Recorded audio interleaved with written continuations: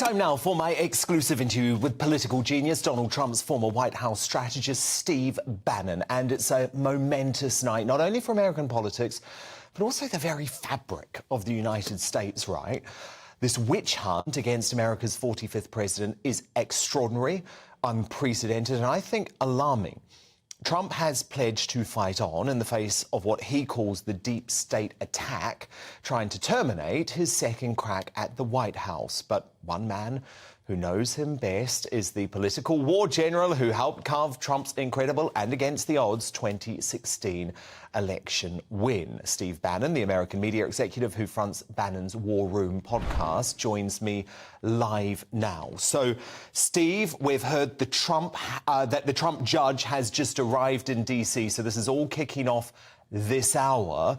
Do you think the witch hunt of Donald Trump, though, could actually enhance his chances at the election?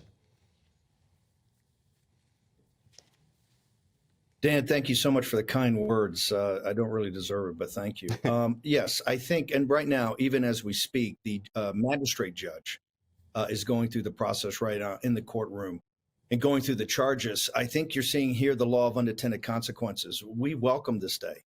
We welcome the full throwdown of the administrative and deep state coming after President Trump and the Trump movement, the populist nationalist movement that is ascendant in our country. And I got to tell you, if they had anything, they would have charged him with sedition or with insurrection. They didn't. They have these four kind of bizarre charges. They have to do backflips. But here's the great news, and for your audience, we have been looking for a venue to fully adjudicate the stealing of the election in 2020, and they've given it to us. Two things are going to happen in this trial. We get to fully adjudicate the 2020 election because they made it, everything they've done is contingent upon him willingly and knowingly believe that he didn't win the election. We can show that he did win the election and that he believed it. In addition, the whole issue about January 6th and what we call the Fedsurrection. A tape just got put up today by Raheem Kassam on his site, Tucker Carlson's interview with the chief of Capitol Hill Police that the Murdochs and Fox News suppressed just came out, where the chief of police is saying, hey, this is a cover-up.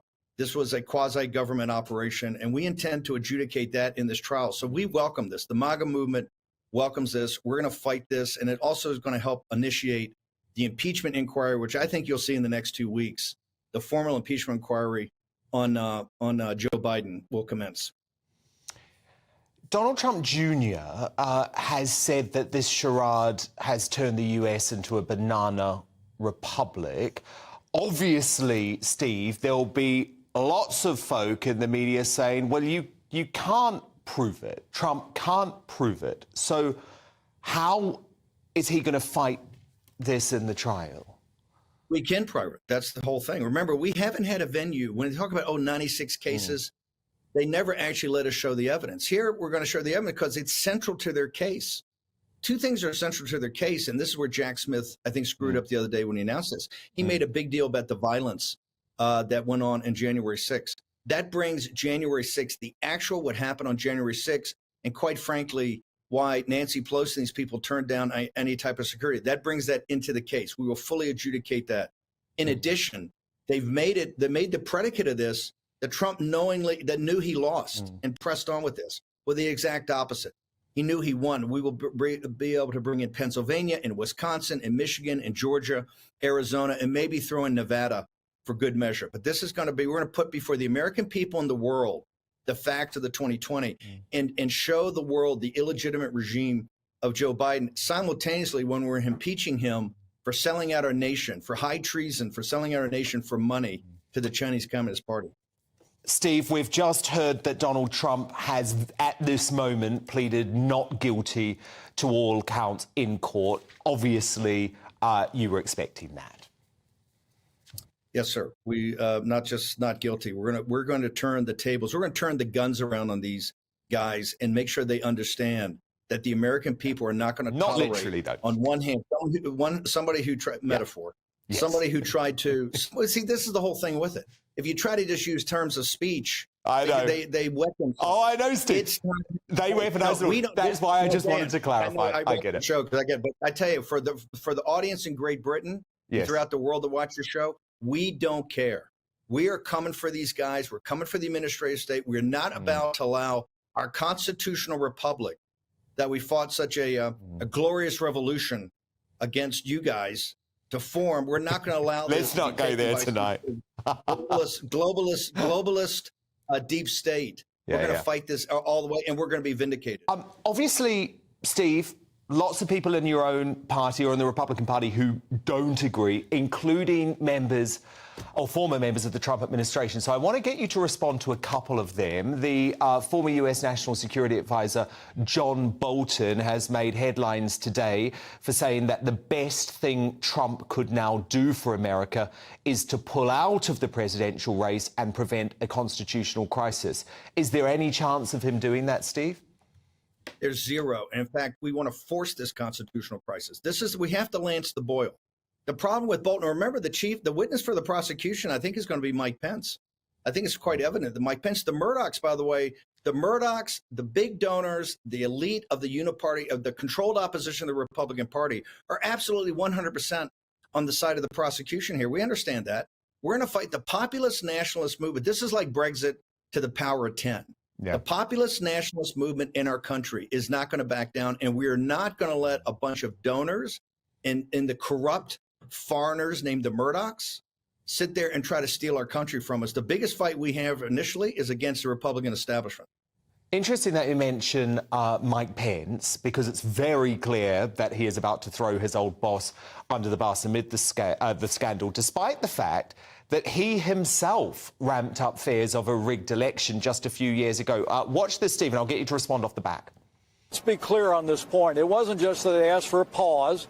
The president specifically asked me, and his gaggle of crackpot lawyers asked me to literally reject votes, which would have resulted in the issue being turned over to the House of Representatives, and literally chaos would have ensued. You know, I know we all got our doubts about the last election, and I want to assure you, I share the concerns of millions of Americans about voting irregularities. Steve, is Pence a patriot or a snake? Judas Pence took us 30 pieces of silver from the Kochs, and he will pay a political price. This is why he's polling at about 2%. Mike Pence had full authority. Remember, the Electoral Count Act of 1887, of which the establishment changed in the omnibus bill just a couple of months ago in the dark of night, control this. Nobody asked him to change anything. What he was supposed to do is respond to state legislatures, send the delegates back, send the electors back for full certification at the state legislatures, and that's all he was supposed to do. It's not a ceremonial post. It is not a ceremony. This will be argued in court. It's certainly not a ceremonial post. It is as they changed the law, but not the law that governed at the time, the Electoral Count Act of 1887. Mike Pence is one of the most gutless cowards I've ever met in my entire life, and he will rue the day. He will rue the day that he sit there and lying about the MAGA movement and lying about the people around President Trump and lying about President Trump. Steve, can we just talk about the practicalities of how the Trump campaign will work in the midst of this? Because you can imagine we're watching this from the UK thinking, what on earth is a campaign going to look like with the prospect of the Republican nominee being in court, fighting for his liberty for a long portion of the time, potentially in the latter stages of the campaign behind bars? Zero chance he'll be behind bars. But it's going to be quite interesting. The campaign gets stronger every day. All the polling has come out over the weekend. Not only shows him 40 or 50 points ahead in the primary, and the primary is only going on because the Murdochs wanted to go on Fox News. Just remember that.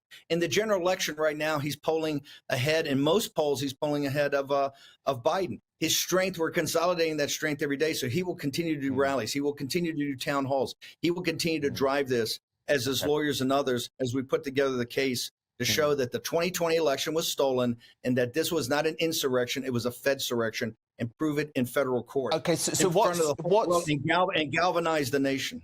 Finally, Steve, what's your message to Ron DeSantis? Because it feels like he's staying in the race to wait for a Trump implosion. Are you calling on him to drop out? Look, the most thorough thing to happen to Ron DeSantis proved the world when he went to the city of London about 2 months ago, and all the papers and everybody I talked to said they waited and measured him in the city of London at that meeting and said, this guy's not up to the task. His polling's dropped from then. Ron DeSantis is a total non-event at this. He can hang out all he wants. He just ruined his career for 2028. The Keebler elves, I call all these guys the Keebler elves. They're totally and completely irrelevant. They can either drop out or we'll force them out. They can take it's their choice, but they're irrelevant. The only thing that matters right now is taking on the Democratic and the uniparty opposition, which will probably be, I think, right now, Gavin Newsom or Michelle Obama or something like that. It will not be Joe Biden. It's not going to be Biden. Not going to be Biden, is it? It can't be. It can't be, given his mental state. Steve Bannon, former chief executive of Trump's 2016 campaign and chief strategist during some of his time in the White House, now host of the War Room. Thank you so much for joining us on this historic night. Trump, let me remind you, has pled not guilty. He is currently in a court in Washington, D.C. You know we give you both sides of the story here on GB News. So on Trump's claims the election was rigged, the president and his allies filed 62 lawsuits in state and federal courts seeking to overturn election results in states the president lost, according to Mark Elias, a Democratic election lawyer who is tracking the outcomes. Out of the 62 lawsuits filed challenging the presidential election, 61 have failed, according to Elias. Some cases were dismissed for lack of standing and others based on the merits of the voter fraud allegations. The decisions have come from both Democratic-appointed and Republican-appointed judges, including federal judges appointed by Trump.